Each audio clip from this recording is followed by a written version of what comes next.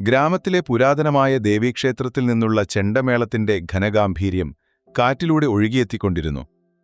ദൂരെയാണെങ്കിലും ഓരോ കൊട്ടും നെഞ്ചിൽ പതിക്കുന്നതുപോലെ ഒരനുഭവം. ഇടയ്ക്കിടെ അന്തരീക്ഷത്തെ വിറപ്പിച്ചുകൊണ്ട് കതിനവെടികൾ മുഴങ്ങി. സന്ധ്യ മയങ്ങാൻ തുടങ്ങിയിട്ടും പകലിന്റെ ചൂട് വിട്ടുമാറിയിട്ടില്ലാത്ത ഒരന്തരീക്ഷം. അരവിന്ദന്റെ തറവാട്ടു വീട് അക്ഷരാർത്ഥത്തിൽ മറ്റൊരു ഉത്സവപ്പറമ്പായി മാറിയിരുന്നു. വിശാലമായ മുറ്റത്ത് കാറുകളും ബൈക്കുകളും തിങ്ങി നിറഞ്ഞിരിക്കുന്നു. അകലെ വന്ന് ജോലിക്ക് അവധിയെടുത്തെത്തിയ അളിയന്മാരുടെയും വിദേശത്തുനിന്ന് വന്ന ബന്ധുക്കളുടെയും വാഹനങ്ങൾ കൊണ്ട് മുറ്റം നിറഞ്ഞിരുന്നു. ഉമ്മറപ്പടിയിൽ പല വലിപ്പത്തിലും നിറത്തിലുമുള്ള ചെരുപ്പുകളുടെ ഒരു വലിയ കൂമ്പാരം തന്നെ കാണാം. അകത്തെ വിശാലമായ ഹാളിലേക്ക് കയറിയാൽ ഫാനുകൾ പൂർണ്ണ വേഗതയിൽ കറങ്ങുന്നതിന്റെ ഇരമ്പലിനൊപ്പം മനുഷ്യരുടെ ചിരിയും വർത്തമാനങ്ങളും കുഴമറിഞ്ഞു കേൾക്കാം. നടുക്കു ഭിത്തിയിൽ തൂക്കിയിട്ടിരിക്കുന്ന വലിയ LED ടിവിയിൽ ഏതോ പുതിയ സിനിമയുടെ കോമഡി രംഗം ഉച്ചത്തിൽ നടക്കുന്നുണ്ട്. പക്ഷേ ആരും അത് ശ്രദ്ധിക്കുന്നില്ലെന്ന് മാത്രം. സോഫയിൽ രാജകീയമായി കാലിന്മേൽ കാല് കയറ്റിവെച്ചിരിക്കുകയാണ് മൂത്ത അളിയൻ രഘുവും രണ്ടാമത്തെ അളിയൻ ബാലനും. അവരുടെ കൈകളിൽ പകുതി കുടിച്ച ചായ ഗ്ലാസുകളുണ്ട്. ഇത്തവണത്തെ ഇലക്ഷൻ എന്തായാലും കളിമാറും, രഘു ഉറക്കെ പറഞ്ഞു ചിരിച്ചു. നാട്ടുവിശേഷങ്ങളും രാഷ്ട്രീയവും ഷെയർ മാർക്കറ്റിലെ ലാഭനഷ്ടങ്ങളും അവരുടെ ചർച്ചകളിൽ നിറഞ്ഞു. അവർക്കൊട്ടും തിരക്കില്ലായിരുന്നു. വെറുതെ ഇരിക്കുന്നതിന്റെ സുഖം അവർ ആവോളം ആസ്വദിക്കുന്നുണ്ടായിരുന്നു. മറുഭാഗത്തെ കസേരകളിലും ദിവാൻ കോട്ടിലുമായി അരവിന്ദന്റെ ചേച്ചിമാരായ പ്രിയയും ദിദ്യയും പിന്നെ വലിയ ഏച്ചിയും ഇരിപ്പുണ്ട്. കടും നിറത്തിലുള്ള പട്ടുസാരികളും തിളങ്ങുന്ന ആഭരണങ്ങളും അണിഞ്ഞ് അവർ ഉത്സവത്തിന് പോകാൻ തയ്യാറെടുക്കുകയാണ്. എടി, എന്റെ ഫോണിൽ നല്ല റേഞ്ചില്ല, നീ ആ ഗ്രൂപ്പിൽ ഫോട്ടോസൊന്ന് ഇട്ടേക്കണേ, വിദ്യ പ്രിയയോട് വിളിച്ചു പറഞ്ഞു. ഇടയ്ക്കിടെ പൊട്ടിച്ചിരിച്ചും പരസ്പരം ഫോണിലെ ഫോട്ടോകൾ കാണിച്ചും അവർ സമയം കൊന്നു. ഇടയ്ക്കിടെ അടുക്കള ഭാഗത്തേക്ക് നോക്കി ചായയിൽ മധുരം പോരായിരുന്നു എന്നോ ഉണ്ണിയപ്പത്തിന് ഇച്ചിരി കൂടി മൊരിച്ചിൽ വരാമായിരുന്നു എന്നോ കുറ്റപ്പെടുത്തലുകൾ എറിഞ്ഞതല്ലാതെ ആരും അങ്ങോട്ട് എഴുന്നേറ്റുപോയില്ല. ഹാളിന്റെ നടുവിലൂടെ കുട്ടികൾ ഓടിക്കളിക്കുന്നുണ്ടായിരുന്നു. കളിപ്പാട്ടങ്ങൾക്കായി അവർ വഴക്കിടുന്നു. സോഫയിൽ ചാടിമറിയുന്നു. ടിവിയിലെ പാട്ടിനൊപ്പം തുള്ളിച്ചാടുന്നു. മുതിർന്നവർ ആരും അവരെ നിയന്ത്രിക്കാൻ മെനക്കെട്ടില്ല. പിള്ളേരല്ലേ, അവർ ആഘോഷിക്കട്ടെ എന്ന മട്ടിൽ എല്ലാവരും അത് കണ്ടില്ലെന്ന് നടിച്ചു. ഇതിനിടയിൽ വീടിന്റെ അകത്തളങ്ങളിൽ ഒരു അദൃശ്യ സാന്നിധ്യം പോലെ ഒരു മണം തങ്ങി നിൽക്കുന്നുണ്ടായിരുന്നു. വെളിച്ചെണ്ണയിൽ വറുത്തുകോരുന്ന പലഹാരങ്ങളുടെയും ഏലക്കായിട്ട ചായയുടെയും കൊതിയൂറുന്ന മണം. അത് ഹാളിലിപ്പിലിരിക്കുന്നവരുടെ വിശപ്പിനെ ഒന്നുകൂടി ഉണർത്തി. അമ്മേ, ആ മിക്സർ പാത്രം ഇങ്ങോട്ടെടുത്തേ, ഇളയ മരുമകൻ അകത്തേക്ക് നോക്കി വിളിച്ചു പറഞ്ഞു. പുറമേ നിന്ന് നോക്കുന്ന ഏതൊരാൾക്കും അസൂയ തോന്നുന്ന കാഴ്ചയായിരുന്നു അത്. സ്നേഹവും ഐശ്വര്യവും നിറഞ്ഞ ഒത്തൊരുമയുള്ള ഒരു വലിയ കൂട്ടുകുടുംബം. പക്ഷേ ആ ഹാപ്പിലൈറ്റുകളുടെയും ചിരികളുടെയും തിളക്കത്തിനപ്പുറം വീടിന്റെ പിന്നാമ്പുറങ്ങളിൽ ഇരുളും വിയർപ്പും നിറഞ്ഞ മറ്റൊരു ലോകമുണ്ടെന്ന് അവിടെയിരിക്കുന്ന ആരും ഓർത്തതേയില്ല. ഉത്സവത്തിന്റെ ആരവങ്ങൾക്കിടയിൽ മുങ്ങിപ്പോയ ചില തേങ്ങലുകൾ ആ വീടിന്റെ ചുമരുകൾക്കുള്ളിലുണ്ടായിരുന്നു.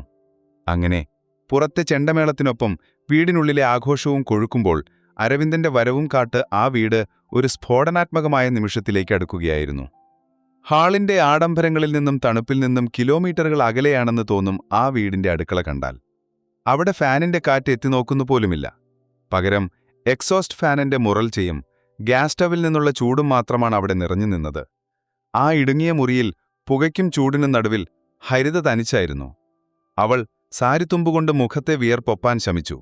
പക്ഷെ അത് ഉണങ്ങുന്നതിനു മുൻപ് വീണ്ടും പൊടിയുകയായിരുന്നു. 2 മാസം മാത്രം വളർച്ചയെത്തിയ ഗർഭസ്ഥ ശിശുവിനെ വഹിച്ചുകൊണ്ടാണ് അവൾ ആ 4 അടുപ്പുകൾക്ക് മുന്നിൽ ഒരേ സമയം യുദ്ധം ചെയ്യുന്നത്. ഡോക്ടർ പൂർണ്ണ വിശ്രമം എന്ന് തന്റെ കാർഡിൽ ചുവന്ന മഷി കൊണ്ട് കുറിച്ചത് അവളുടെ മനസ്സിലൂടെ ഒരു മിന്നൽ പോലെ കടന്നുപോയി. വിശ്രമമല്ല, നിൽക്കാൻ പോലും വയ്യാത്ത അവസ്ഥ. അടുക്കളയിൽ വെളിച്ചങ്ങളുടെ കനത്ത മണം തങ്ങി നിൽക്കുന്നു. സാധാരണ സമയങ്ങളിൽ പോലും മനം പുരട്ടലുണ്ടാക്കുന്ന ആ ഗന്ധം ഗർഭാവസ്ഥയിൽ നമുക്ക് അസഹനീയമായി തോന്നി. പലപ്പോഴും ഓക്കാനം തൊണ്ടക്കുഴിവരെ എത്തും. അപ്പോഴൊക്കെ അവൾ വായി അമർത്തിപ്പിടിച്ച് സിങ്കിന്റെ അരികിലേക്ക് ഓടി ശ്വാസമടക്കിപ്പിടിച്ചു നിൽക്കും. പുറത്ത് ആരെങ്കിലും അറിയുമോ എന്ന പേടി. അറിഞ്ഞാൽ ഓ, ഗർഭം ആർക്കും ഉണ്ടായിട്ടില്ലേ എന്ന പരിഹാസം കേൾക്കേണ്ട വരുമോ എന്ന ഭയം. നടുവിന് വല്ലാത്തൊരു നീറ്റൽ. നിന്നുള്ള നിൽപ്പിന്റെ ഫലമായി കണങ്കാലുകളിൽ നീരുവന്ന് വീർത്തിട്ടുണ്ട്. ഇട്ടിരിക്കുന്ന ചെരുപ്പ് ഇപ്പോൾ പാകമല്ലാതായിരിക്കുന്നു. വേദന സഹിക്കാൻ വയ്യാതെ അവൾ ഇടയ്ക്ക് ഭിത്തിയിൽ ചാരി നിന്നു. ഒരേ ഒരു നിമിഷം ആ കസേരയിലൊന്നിരിക്കാൻ അവൾ ആഗ്രഹിച്ചു. അപ്പോഴാണ് അടുക്കളവാതിൽ തുറന്ന് പ്രിയച്ചേച്ചി അകത്തേക്ക് വന്നത്. ഹരിതേ, ആ നെയ്യപ്പം റെഡിയായോ? കുട്ടികൾ ചോദിക്കുന്നു. അവർ ഹരിതയുടെ തളർന്ന മുഖമോ വീർത്ത കാലുകളോ കണ്ടില്ല. പകരം എണ്ണയിൽ മുരിയുന്ന പലഹാരങ്ങളിലേക്കാണ് അവരുടെ കണ്ണുകൾ പോയത്. ഇതാ ചേച്ചി, ആയി വരുന്നു. ഹരിത കിതപ്പോടെ മറുപടി നൽകി. എന്നാൽ വേഗമെടുക്ക്, എന്നിട്ട് ചായ കൂടെ കൊണ്ടുവാ. എല്ലാവരും അവിടെ ഇരിപ്പുണ്ട്.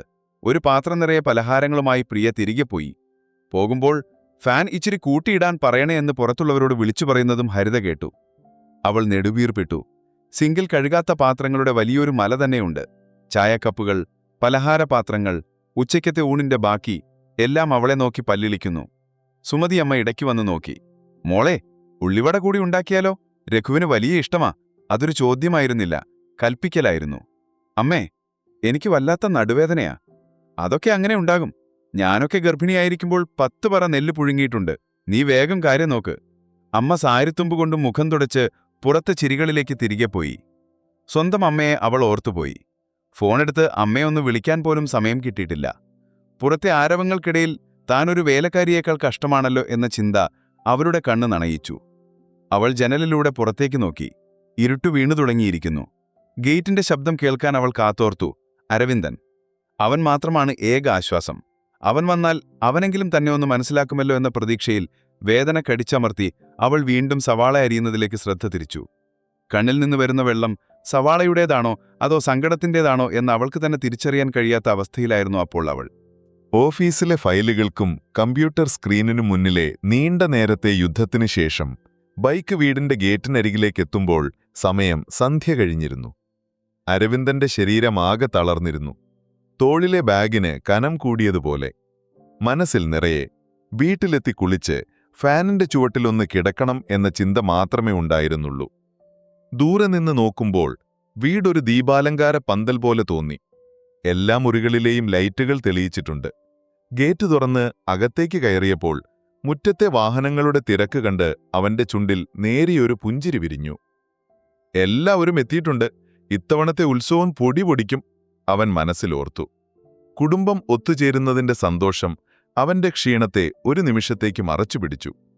ബൈക്ക് സ്റ്റാൻഡിൽ വെച്ച് ഹെൽമെറ്റ് ഊരിവെക്കുമ്പോൾ ഉമ്മറത്തുനിന്നുള്ള ചിരിയും സംസാരവും അവനെ സ്വാഗതം ചെയ്തു. ഉമ്മറപ്പടിയിൽ ചെരുപ്പുകൾ കൂട്ടിയിട്ടിരിക്കുന്നു. അതിനിടയിൽ കാലുകുത്താൻ സ്ഥലം കണ്ടെത്താൻ അവൻ പാടുപെട്ടു. വാതിൽ തുറന്ന് അവൻ ഹാളിലേക്ക് പ്രവേശിച്ചു. പെട്ടെന്ന് ഒരു തിരമാല പോലെ എസിയുടെ തണുപ്പും ഒപ്പം വലിയൊരു ബഹളവും അവന്റെ മുഖത്തേക്ക് അടിച്ചു കയറി. ഓഫീസിലെ നിശബ്ദതയിൽ നിന്ന് നേരെ ഒരു സന്തപ്പൊതിയിലേക്ക് എത്തിയ പ്രതീതി. അരവിന്ദൻ ഹാളിന്റെ ഒരറ്റത്ത് നിന്ന് ആ കാഴ്ച കണ്ടു. സോഫയിൽ രാജകീയമായി ചാരിയിരിക്കുകയാണ് അളിയന്മാർ. മൂത്ത അളിയൻ രഘു കയ്യിൽ ഒരു വറുത്ത ഏത്തയ്ക്കാ കഷ്ണവുമായി ടിവിയിലെ വാർത്താ ചാനലിലെ ചർച്ചയെ പരിഹസിച്ച് ചിരിക്കുന്നു. രണ്ടാമത്തെ അളിയൻ ബാലൻ ഫോണിൽ കുമ്പിട്ടിരുന്ന ആരോടോ ചാറ്റ് ചെയ്യുകയാണ്. ഇടയ്ക്കിടെ മുറുക്കെടുത്ത് വായിലേക്കിടുന്ന ശബ്ദം കേൾക്കാം. മറ്റൊരു വശത്ത് ചേച്ചിമാർ, പ്രിയയും വിദ്യയും. അവർ പുതിയ സാരിയുടെയും ആഭരണങ്ങളുടെയും കാര്യങ്ങൾ ചർച്ച ചെയ്യുകയാണ്. ഈ കളർ നിനക്ക് നന്നായി ചേരുന്നുണ്ട് ചേച്ചി. വിദ്യ പ്രിയയുടെ സാരിയിൽ തൊട്ടുനോക്കി അഭിനന്ദിക്കുന്നു. കുട്ടികൾ സോഫയുടെ കുഷ്യനുകൾ വലിച്ചിട്ട് അതിൽ മറിഞ്ഞു കളിക്കുന്നു. അമ്മ സുമതി ഒരു ട്രേ നിറയെ കാലിയായ ഗ്ലാസുകളുമായി തിരികെ പോകുന്നത് അവൻ കണ്ടു. അമ്മയുടെ മുഖത്ത് സന്തോഷമുണ്ടെങ്കിലും വിയർപ്പുതുള്ളികൾ തിളങ്ങുന്നുണ്ടായിരുന്നു. ആഹാ, അരവിന്ദൻ എത്തിയോ? രഘു സോഫയിൽ നിന്ന് എഴുന്നേൽക്കാതെ തന്നെ ചോദിച്ചു. ഇന്ന് ലേറ്റാണല്ലോ അളിയ. അതെ, ഇത്തിരി പണിയുണ്ടായിരുന്നു.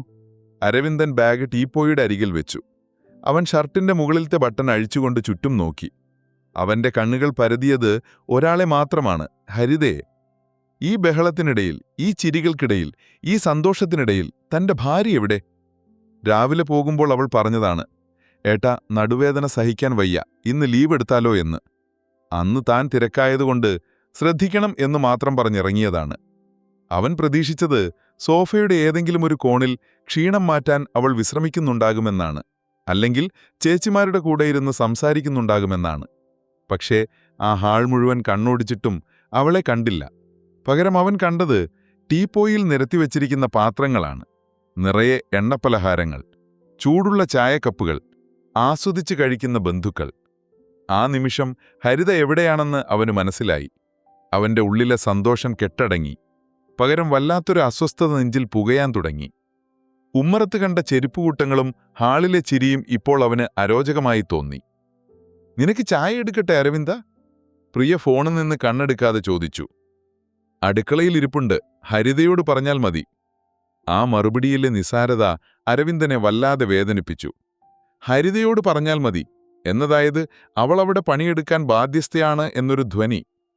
ഒന്നും മിണ്ടാതെ, വേഷം പോലും മാറാതെ, ക്ഷീണം വകവയ്ക്കാതെ അവൻ നേരെ നടന്നത് തന്റെ മുറിയിലേക്കല്ല, വീടിന്റെ പിന്നാമ്പുറത്തുള്ള അടുക്കളയിലേക്കാണ്. അവന്റെ മുഖത്തെ ശാന്തത മാറി, അവിടെ കാർമേഘങ്ങൾ ഉരുണ്ടുകൂടാൻ തുടങ്ങി. ഹാളിലെ തണുപ്പിൽ നിന്ന് അടുക്കളയുടെ വരാന്തയിലേക്ക് കടന്നപ്പോൾ തന്നെ ഒരു ഉഷ്ണക്കാറ്റ് അരവിന്ദന്റെ മുഖത്തേക്ക് അടിച്ചു കയറി. എസിയുടെയും ഫാനിന്റെയും സുഖസൗകര്യങ്ങളിൽ നിന്ന് പുകപിടിച്ച മറ്റൊരു ലോകത്തേക്കെത്തിയതുപോലെ. വാതിൽ തള്ളിത്തുറന്ന് അരവിന്ദൻ അടുക്കളയിലേക്ക് കയറി. ആദ്യം അവന്റെ നോട്ടമുടക്കിയത് സിങ്കിൽ മല പോലെ കുന്നുകൂടി കിടക്കുന്ന പാത്രങ്ങളിലാണ്.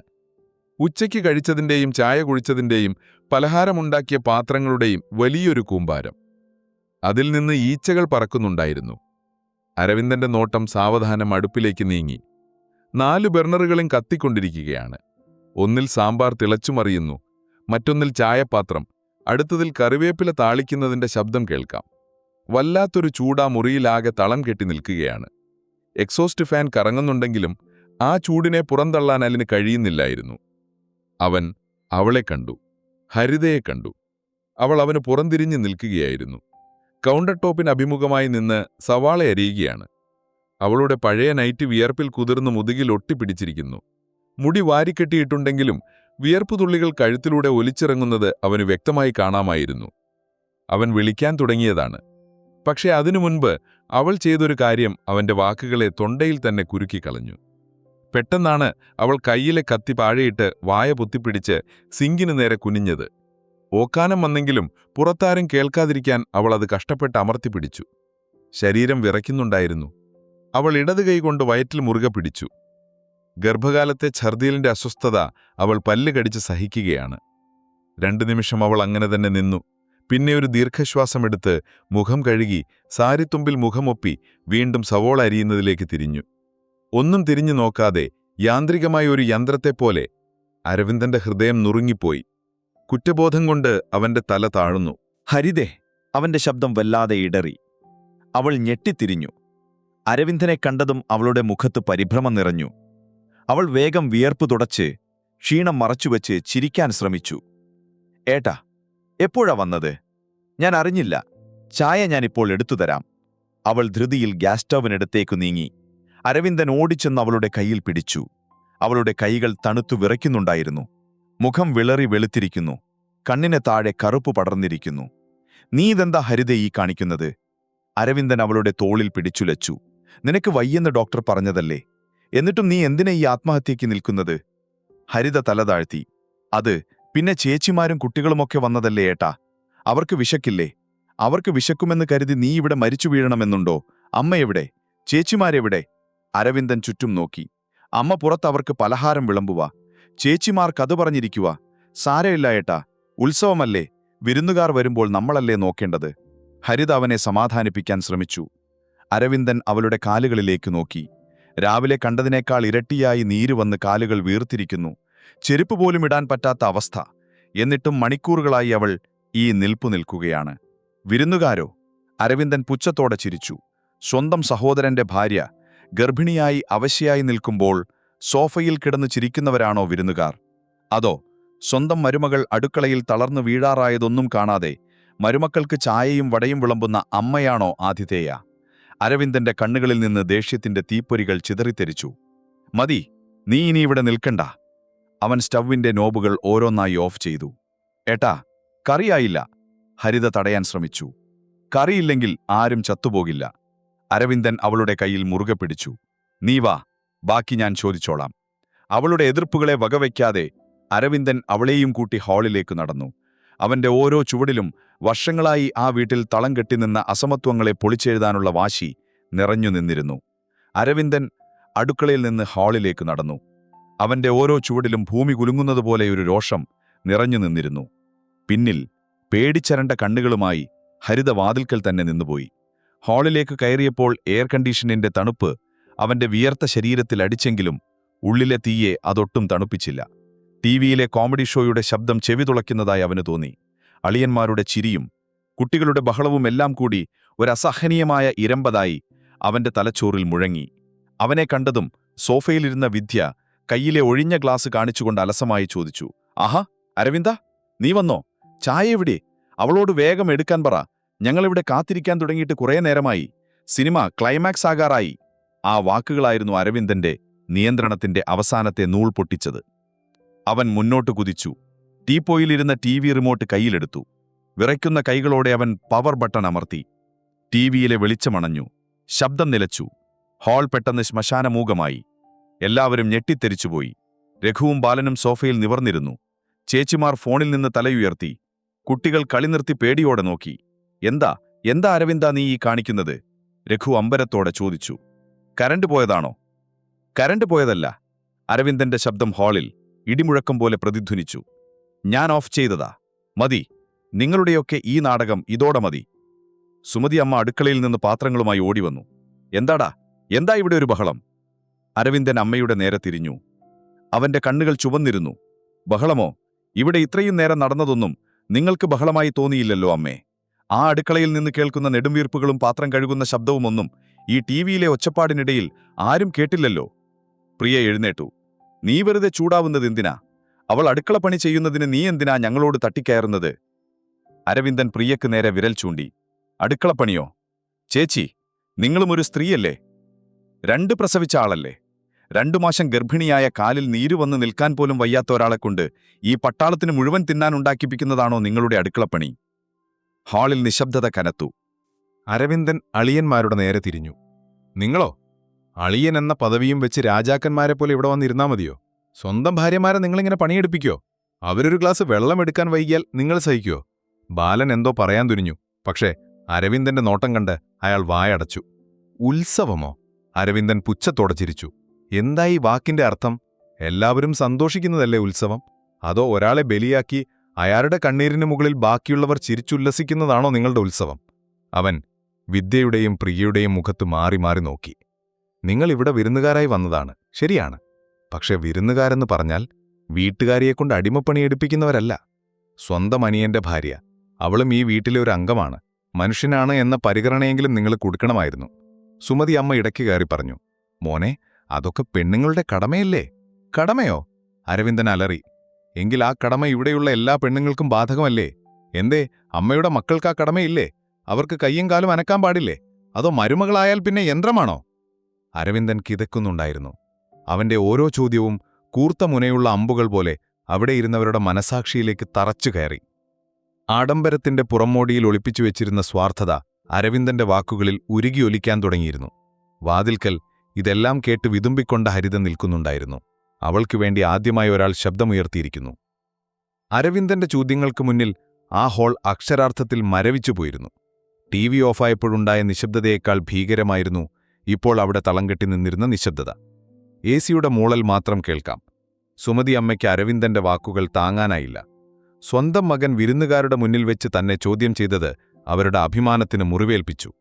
അവർക്ക് ദേഷ്യവും സങ്കടവും ഒരേ സമയം വന്നു. നീ എന്തൊക്കെയാടാ ഈ പറയുന്നത്? അമ്മയുടെ ശബ്ദം വിറച്ചു. അവർ സാരിത്തുമ്പുകൊണ്ട് വിയർത്ത മുഖം അമർത്തി തുടച്ചു. പെണ്ണുങ്ങളായാൽ ഇതൊക്കെ ചെയ്യേണ്ടിവരും. അതൊക്കെ പണ്ടേയുള്ള കീഴ്വഴക്കമാണ്. ഞാനൊക്കെ ഇതിലും വലിയ കഷ്ടപ്പാടുകൾ സഹിച്ചാണ് നിങ്ങളെയൊക്കെ വളർത്തിയത്. അന്ന് എന്നെ സഹായിക്കാൻ ഇതുപോലെ ആരും വന്നിട്ടില്ല. അമ്മയുടെ ആ ന്യായീകരണം കേട്ടപ്പോൾ അരവിന്ദന്റെ മുഖത്ത് ദേഷ്യം മാറി. പകരം വല്ലാത്തൊരു സങ്കടം അവന്റെ കണ്ണുകളിൽ നിറഞ്ഞു. അവൻ അമ്മയുടെ അടുത്തേക്ക് സാവധാനം നടന്നു. അവന്റെ ശബ്ദം ശാന്തമായിരുന്നു, പക്ഷെ അത് മുറിവേറ്റ ഹൃദയത്തിൽ നിന്നുള്ളതായിരുന്നു. അമ്മേ. അവൻ അമ്മയുടെ 2 കൈകളിലും പിടിച്ചു. ആ കൈകൾ വിറയ്ക്കുന്നുണ്ടായിരുന്നു. അമ്മ അനുഭവിച്ചിട്ടുണ്ട്, എനിക്കറിയാം. അമ്മ അനുഭവിച്ചതിന്റെ കഥകൾ കേട്ടാണ് ഞാൻ വളർന്നത്. അമ്മയ്ക്ക് ഓർമ്മയുണ്ടോ പണ്ട് അച്ഛന്റെ തറവാട്ടുമിട്ടില്ല കിണറ്റുകര? അന്ന് വീട്ടിൽ വിരുന്നുകാർ വന്നപ്പോൾ മുത്തശ്ശി അമ്മയോട് വലിയ ചെമ്പിൽ വെള്ളം കോരി നിറയ്ക്കാൻ പറഞ്ഞത്? സുമതിയുടെ കണ്ണുകളിൽ ഒരു ഞെട്ടൽ മിന്നി നിറഞ്ഞു. പഴയ ഒരു ഓർമ്മയുടെ മിന്നലാട്ടം. അന്ന് കിണറ്റിൻകരയിൽ വെച്ച് നടുവേദനയെടുത്ത് അമ്മ കുഴഞ്ഞു വീണതും ബോധം കെട്ടുകിടന്ന അമ്മയെ അച്ഛൻ ഓടിവന്ന് വാരിയെടുത്ത് മുറിയിൽ കൊണ്ടുപോയത്, അത് അമ്മയല്ലേ എപ്പോഴും കണ്ണു നനഞ്ഞ് എന്നോട് പറയാറുള്ളത്? ഹോളിലിരുന്ന പ്രിയയും വിദ്യയും പരസ്പരം നോക്കി. അവർക്കും ആ കഥകൾ അറിയാം. പക്ഷെ ഇന്നത്തെ സാഹചര്യത്തിൽ അത് ഓർക്കാൻ അവർ ആഗ്രഹിച്ചിരുന്നില്ല. അരവിന്ദൻ തുടർന്നു. അന്ന് ബോധം തെളിഞ്ഞപ്പോൾ അമ്മ കരഞ്ഞുകൊണ്ട് അച്ഛനോട് പറഞ്ഞത് ഓർമ്മയുണ്ടോ? എന്നെക്കൊണ്ട് വയ്യ, ആരും സഹായിക്കാനില്ല, മുത്തശ്ശിക്ക് എന്നോട് സ്നേഹമില്ല എന്നൊക്കെ പറഞ്ഞ് അമ്മ കരഞ്ഞില്ലേ? സുമതിയുടെ കണ്ണുകൾ നിറയാൻ തുടങ്ങി. അന്ന് മുത്തശ്ശി ചെയ്തത് ക്രൂരതയാണെന്ന് ഇത്രയും കാലം അമ്മ ഞങ്ങളോട് പറഞ്ഞു. മുത്തശ്ശിയെ വെറുക്കാൻ ഞങ്ങളെ പഠിപ്പിച്ചു. പക്ഷെ അമ്മേ. അരവിന്ദൻ ഒന്ന് നിർത്തി. പിന്നെ തൊണ്ടയിടറിക്കൊണ്ട് ചോദിച്ചു. അന്ന് അമ്മ അനുഭവിച്ച അതേ വേദന, അതേ സങ്കടം, അതേ നിസ്സഹായത ഇന്ന് സ്വന്തം മരുമകൾ ആ അടുക്കളയിൽ നിന്ന് അനുഭവിക്കുമ്പോൾ അമ്മയ്ക്ക് എന്താണ് തോന്നുന്നത്? അന്ന് മുത്തശ്ശി ചെയ്ത അതേ തെറ്റ് ഇന്ന് അമ്മയും ആവർത്തിക്കുകയല്ലേ? ഇറയിൽ നിന്ന് വേട്ടയാക്കാനിലേക്കുള്ള ദൂരം ഇത്ര കുറവാണോ അമ്മേ? അന്ന് മുത്തശ്ശി അമ്മയോട് ചെയ്തതിന് ഇന്ന് അമ്മ ഹരിതയോട് പകരം ചോദിക്കുകയായിരുന്നോ? അതോ ഞാൻ അനുഭവിച്ചു, അതുകൊണ്ട് അവളും അനുഭവിക്കട്ടെ എന്ന വാശിയാണോ? അവൻ തിരിഞ്ഞു വാതിൽക്കൽ കണ്ണീരൊലിപ്പിച്ച് നിൽക്കുന്ന ഹരിതയെ ചൂണ്ടിക്കാണിച്ചു. നോക്ക്, അതാ അവിടെ നിൽക്കുന്നത് മറ്റൊരു സുമതിയാണ്. 30 വർഷം മുൻപത്തെ അമ്മയുടെ അതേ രൂപം. അമ്മയ്ക്കെന്ന അച്ഛനുണ്ടായിരുന്നു രക്ഷിക്കാൻ. ഹരിതയ്ക്ക് എന്നെയെങ്കിലും വേണ്ടേ അമ്മേ? അവസാനത്തെ ആ ചോദ്യം സുമതിയുടെ ഹൃദയത്തിൽ ആഴ്ന്നിറങ്ങി. ഒരു കൂറ്റൻ ചുറ്റിക കൊണ്ട് അടികെട്ടിയതുപോലെ അവർ തരിച്ചുപോയി. സ്വന്തം ഭൂതകാലം ഒരു കണ്ണാടിയിലെന്ന പോലെ അവർക്ക് മുന്നിൽ തെളിഞ്ഞു നിന്നു. താൻ വെറുത്തിരുന്ന ഭർത്തൃമാതാവിന്റെ രൂപമാണിപ്പോൾ തനിക്കെന്ന് അവർ ഭയത്തോടെ തിരിച്ചറിഞ്ഞു. ഹാളിലുണ്ടായിരുന്ന അളിയന്മാർ തലകുനിച്ചു. പ്രിയയും വിദ്യയും കുറ്റബോധം കൊണ്ട് മുഖം കുനിച്ചു. അരവിന്ദൻ അമ്മയുടെ കൈവിട്ടു. ആ വിടൽ അമ്മയെ വലിയൊരു തിരിച്ചറിവിന്റെ ഏകാന്തതയിലേക്ക് തള്ളിയിട്ടു. അരവിന്ദന്റെ ചോദ്യങ്ങൾക്കുള്ള മറുപടി ആ ഹാളിലെ നിശബ്ദതയായിരുന്നു. അത് വെറുമൊരു നിശബ്ദതയായിരുന്നില്ല, കുറ്റബോധം കൊണ്ട് കനത്ത, ശ്വാസം മുട്ടിക്കുന്ന നിശബ്ദതയായിരുന്നു. സുമതിയമ്മ തറയിൽ തന്നെ നോക്കി നിൽക്കുകയായിരുന്നു. അവരുടെ കണ്ണുകളിൽ നിന്ന് കണ്ണുനീർ കവിളിലൂടെ ഒഴുകി നിലത്തേക്ക് വീണു. അരവിന്ദൻ പറഞ്ഞ ഓരോ വാക്കും അവരുടെ ഹൃദയത്തിനുള്ളിലെ കരിങ്കൽ ഭിത്തികളെ തകർത്തിരുന്നു. ഇരയിൽ നിന്ന് വേട്ടക്കാരനിലേക്കുള്ള ദൂരം. ആ വാചകം അവരുടെ കാതുകളിൽ മുഴങ്ങിക്കൊണ്ടിരുന്നു. അവർ മെല്ലെ തലയുയർത്തി. ഹാളിലിരിക്കുന്ന മക്കളെയും മരുമക്കളെയും നോക്കി. പിന്നെ നോട്ടം വാതിൽക്കൽ നിൽക്കുന്ന ഹരിതയിലേക്ക് മീണ്ടു. കണ്ണീരിൽ കുതിർന്ന വിയർത്തൊലിച്ച അവശയായ ഹരിത. ആ നിമിഷം സുമതിയമ്മ അവിടെ കണ്ടത് ഹരിതയെ ആയിരുന്നില്ല, 30 വർഷം പുറകിലേക്ക് കാലം മാറിയതുപോലെ. നിറവയറുമായി കിണറ്റുകരയിൽ തളർന്നു വീണ പഴയ സുമതിയെയാണ് അവരവിടെ കണ്ടത്. അന്ന് തന്നെ ആശ്വസിപ്പിക്കാൻ ആരുമില്ലായിരുന്നു. ഇന്ന് തന്റെ മരുമകൾക്കും അതേ ഗതി വരാൻ താൻ തന്നെ കാരണക്കാരിയായിരിക്കുന്നു എന്ന തിരിച്ചറിവ് അവരെ പിടിച്ചുലച്ചു. അമ്മയുടെ ശരീരം ഒന്നു വിറച്ചു. അവർ സാരിത്തുമ്പുകൊണ്ട് കണ്ണുകൾ അമർത്തി തുടച്ചു. എല്ലാവരും ശ്വാസമടക്കി പിടിച്ചു നോക്കി നിൽക്കെ സുമതിയമ്മ മെല്ലെ ഹരിതയുടെ അടുത്തേക്ക് നടന്നു. എന്താണ് സംഭവിക്കാൻ പോകുന്നതെന്ന് ആർക്കും നിശ്ചയമില്ലായിരുന്നു. അമ്മ വീണ്ടും ശകാരിക്കുമോ എന്ന് ഹരിത ഭയന്നു. അവൾ പിന്നിലേക്ക് മാറാൻ ശ്രമിച്ചു. പക്ഷേ അടുത്തെത്തിയ അമ്മ ചെയ്തത് ആരും പ്രതീക്ഷിച്ചില്ല. അവർ ഹരിതയുടെ വിയർത്ത കൈകൾ തന്റെ കൈകളിലേക്കെടുത്തു. അമ്മയുടെ കൈകൾക്ക് വല്ലാത്തൊരു ചൂടുണ്ടായിരുന്നു. മോളെ, അമ്മയുടെ ശബ്ദം ഇടറി. തൊണ്ടയിൽ സങ്കടം തടഞ്ഞു നിന്നു. എന്നോട് ക്ഷമിക്ക്. ഞാൻ പഴയതൊക്കെ മറന്നുപോയി. സുഖസൗകര്യങ്ങൾ വന്നപ്പോൾ പഴയ വേദനകൾ ഞാൻ മറന്നു. നിന്നെ ഒരു വേലക്കാരിയെപ്പോലെ കണ്ടു. ഹരിത കരഞ്ഞുകൊണ്ട് അമ്മയുടെ കയ്യിൽ പിടിച്ചു. അമ്മേ, സാരമില്ല. അല്ല, സാരമുണ്ട്. അത് തെറ്റായിരുന്നു. സുമതിയമ്മ ഹരിതയുടെ മുഖത്തെ വിയർപ്പ് സ്വന്തം കൈകൊണ്ട് തുടച്ചുകൊടുത്തു. നീ പോയി ആ മുറിയിൽ ഫാനിട്ട് കിടക്ക്. ഇനി ഈ അടുക്കളയിലേക്ക് നീ കയറരുത്. ഹരിതയെ നിർബന്ധിച്ച് പറഞ്ഞയച്ച ശേഷം സുമതിയമ്മ തിരിഞ്ഞു. ഇപ്പോൾ അവരുടെ മുഖത്ത് സങ്കടമായിരുന്നില്ല, മറിച്ച് ഒരു തീർപ്പായിരുന്നു. ആ മുഖഭാവം കണ്ട് സോഫയിലിരുന്നവർ ഞെട്ടി. അവർ ഹാളിലേക്ക് നോക്കി ഉറച്ച ശബ്ദത്തിൽ വിളിച്ചു. പ്രിയ, വിദ്യ, ഇങ്ങോട്ട് വാ. അതൊരു അപേക്ഷയായിരുന്നില്ല, കൽപ്പനയായിരുന്നു. അമ്മയുടെ ശബ്ദത്തിലെ ആ മാറ്റം കേട്ട് ചേച്ചിമാർ രണ്ടുപേരും ചാടി എഴുന്നേറ്റു. നിങ്ങളുടെ വർത്തമാനം കഴിഞ്ഞെങ്കിൽ ഇങ്ങോട്ട് വാ. ഇട്ടിരിക്കുന്ന പട്ടുസാരിക്ക് കേടുപറ്റുമെന്ന് പേടിയുണ്ടെങ്കിൽ അത് മാറ്റിയിട്ട് വന്നാൽ മതി. പ്രിയയും വിദ്യയും പരസ്പരം നോക്കി. നാണക്കേടും കുറ്റബോധവും കൊണ്ട് അവരുടെ മുഖം കുനിഞ്ഞു. അളിയന്മാർക്കും അവിടെ ഇരിക്കാൻ വല്ലാത്ത ജാള്യത തോന്നി. രഘു മെല്ലെ എഴുന്നേറ്റ് ഞാനൊന്ന് പുറത്തേക്ക് എന്നു പറഞ്ഞ് മുറ്റത്തേക്കിറങ്ങി. സുമതിയമ്മ അടുക്കളയിലേക്ക് കയറി. ഗ്യാസ് സ്റ്റവിന് മുന്നിൽ ചെന്ന് നിന്നു. ഇനി മുതൽ ഈ വീട്ടിൽ എല്ലാവരും ഒരുപോലെയാണ്. വിരുന്നുകാരായാലും വീട്ടുകാരായാലും ആഹാരം കഴിക്കണമെങ്കിൽ അത് ഉണ്ടാക്കാനും സഹായിക്കണം. പ്രിയയും വിദ്യയും അടുക്കളയിലേക്ക് വന്നു. അവർ ഒന്നും മിണ്ടിയില്ല. പ്രിയ സിങ്കിലെ പാത്രങ്ങൾ കഴുകാൻ തുടങ്ങി. വിദ്യ സവാള അരിയാൻ കത്തിയെടുത്തു. അരവിന്ദൻ വാതിൽക്കൽ നിന്ന് ആ കാഴ്ച കണ്ടു. അവന്റെ കണ്ണു നിറഞ്ഞു. അമ്മ പഴയ അമ്മയായിരിക്കുന്നു. അല്ല, പഴയതിനേക്കാൾ സ്നേഹമുള്ള, നീതിബോധമുള്ള പുതിയൊരമ്മയായി മാറിയിരിക്കുന്നു. അടുക്കളയിൽ പാത്രങ്ങളുടെ ശബ്ദം വീണ്ടും ഉയർന്നു. പക്ഷെ ഇത്തവണ അത് ഏകാന്തതയുടെ ശബ്ദമായിരുന്നില്ല, ഒത്തൊരുമയുടെയും തിരുത്തലിന്റെയും ശബ്ദമായിരുന്നു. അന്തരീക്ഷത്തിൽ തളം കെട്ടി നിന്നിരുന്ന വീപ്പുമുട്ടുന്ന ചൂടുമാറി അവിടെ സ്നേഹത്തിന്റെ തണുത്ത കാറ്റ് വീശാൻ തുടങ്ങിയിരുന്നു. രാത്രി ഏറെ വൈകിയിരുന്നു. അമ്പലത്തിലെ വെടിക്കെട്ടിന്റെ ശബ്ദം നിലച്ചു.